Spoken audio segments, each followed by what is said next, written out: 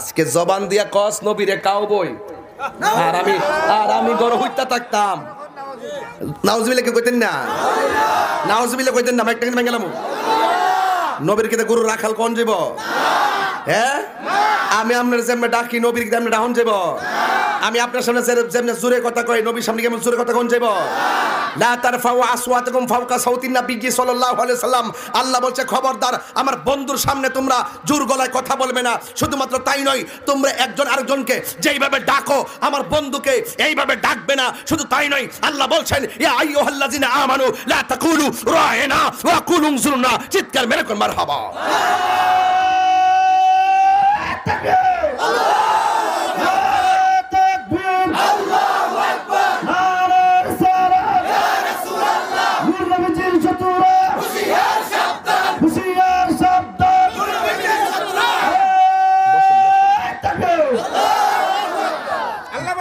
বক্সটা বক্সটা আমি বলবো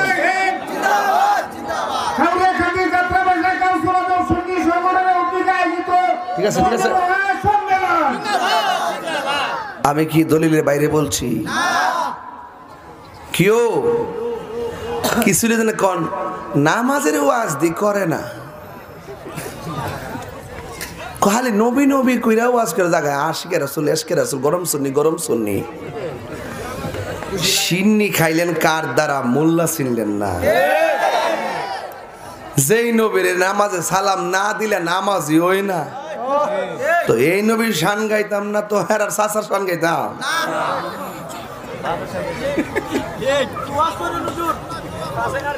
এটা কি তো ওয়াশ না?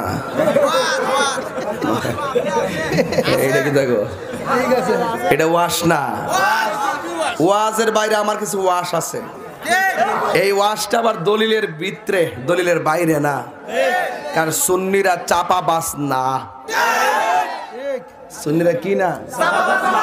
হেরা যে মনে করে তাইর হুজুর মানে বাউল টাউল গান টান গাউন না। হেরা আমার ব্যাপারে আন্তাজ নাই। কিছু আন্তাজ আছে দিকে তো পারে না। লাইলে কোন সময় উড়াইলে লিলে দেখছেন না? মিল্লা জিল্লা ফতুয়া দে, উড়াইলে কত ফতুয়া দিতেছে, আমার বুল টুল ধরতেছে। হেরা মনে করছে আমি হেরা কথা ফিরে যাবো গা। তাহিরি হুজুর কি ফিরে যাবেন না? ফিলা রক্ষা করার মালিককে। আমরা নবীর পাগল। রহমতে আলম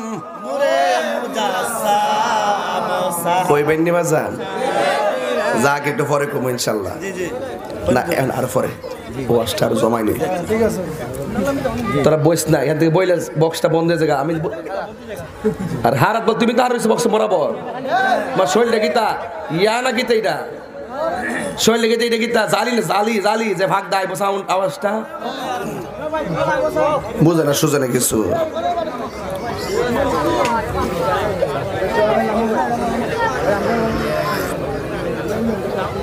আরে সর্বনাশ রে, এলাকার আগুনে তো গরম, মনে হচ্ছে ঠান্ডা বুঝি এবার ফুলেছি। মা গো মা,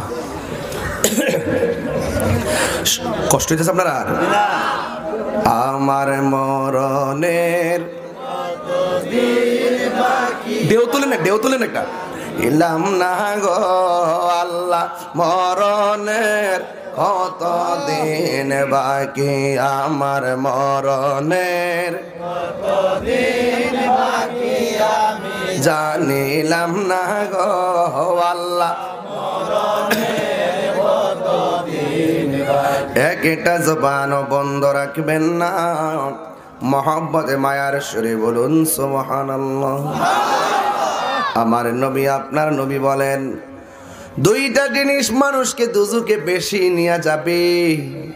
যার জবানটা ঠিক নাই, এই জবান দিয়া মানুষে মুনাফিকি করে, এই জবান দিয়া মানুষ ওলি আল্লাহর মাজার ভাঙ্গার জন্য ঘোষণা দেয়, আছে না নাই?